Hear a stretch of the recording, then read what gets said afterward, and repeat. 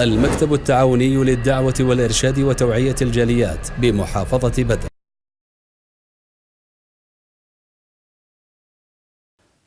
আসসালামু আলাইকুম রহমতুল্লাহি ওবারাকাতুহ। আলহামদুলিল্লাহ ওসসালাতু ওয়াসসালামু আলা রাসূলিল্লাহ ওবাদ।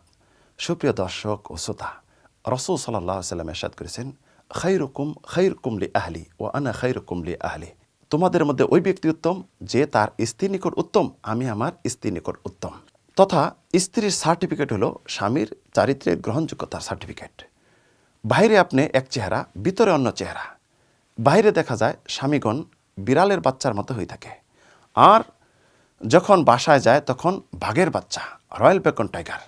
এটি কারণ কি?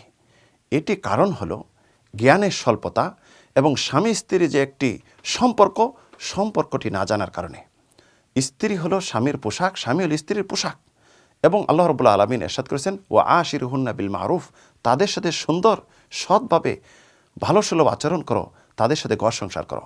কিন্তু দুনিয়ার যে কোনো কারণে অথবা রান্নাবান্না তুচ্ছ কারণ নিয়ে, যৌতুকের কারণ নিয়ে বাসায় যে স্ত্রীকে মারপিট শুরু করা হয় অহেতুক, যার কারণে স্ত্রীরা চায় না স্বামী তার বাসায় আসুক, অথবা সন্তানরা ভয় কাঁপে, এটি আদৌ ঠিক নয়। একজন স্বামী তার স্ত্রীকে শরীয়তসম্মত উজর ছাড়া যদি মারে, সে কিয়ামতের দিন জুলুমকারী জলেমের কাত্তারে দাঁড়াবে, যেটি আল্লাহ রাব্বুল আলামিন জুলুমকে হারাম করেছেন। হাদিসে কুদসিতে আল্লাহ রাব্বুল আলামিন বলেন, ইয়া ইবাদি ইন্নী হারামতু যুলমা আলা নাফসি ওয়া জাআলা বাইনাকুম মুহাররামান ফালা তাযালামু। হে আমার বান্দা, আমি আমার উপর জুলুমকে হারাম করে দিয়েছি, তোমাদের মধ্যে হারাম করেছি, তোমরা পরস্পর জুলুম করো না।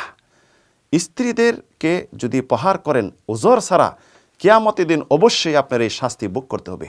রাসূল সাল্লাল্লাহু আলাইহি সাল্লামের কাছে অভিযোগ আসলো যে স্বামীরা স্ত্রীদেরকে প্রহার করে। তখন রাসূল বলেন, লাইসু মিন খিয়ারিকুম মাই ইয়াদরিবু যাওজাতুহু, তোমাদের মধ্যে ওই ব্যক্তি উত্তম ব্যক্তি নয় যে ব্যক্তি তার স্ত্রীকে প্রহার করে।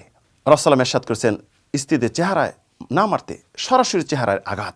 একজন স্বামী স্ত্রীকে আপনি শাসন করতে পারেন, আল্লাহ রাব্বুল আলামিন এর শিক্ষা দিয়েছেন, যেটি ইরশাদ করেছেন, ওয়াল্লাতী তাখাফুনা নুশুজাহুন্না ফাঈদুহুন্না ওয়াহজুরুহুন্না ফিল মাদাদি ওয়াদরিবুহুন্না।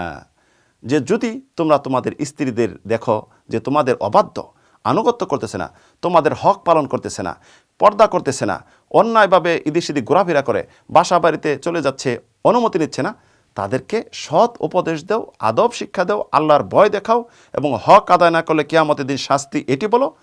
আর এটি যদি না হয়, তাদেরকে বিছানা পৃথক করে দাও, তথা তাদের সাথে সহবাস করবে না, বা আলাদা থাকবে, অথবা পিঠ ফিরিয়ে থাকবে, এরকমভাবে। আর এটিও যদি শিক্ষা না হয়, তাহলে বলছেন অদ্রিবহুন্না, তাদেরকে প্রহার করো। প্রহার কতটুক করবেন? অতটুক প্রহার করবেন যাতে তার শরীরে আঘাত না পায়, জখম না হয়ে যায়, এবং চেহারায় প্রহার করা যাবে না। আর যদি দেখা যায় প্রহার করলে আরও অনেক সমস্যা হয়ে যেতে পারে, তাহলে আপনি এই পথ না গিয়ে অন্য পথ অবলম্বন করতে পারেন, তথা বিচ্ছেদ।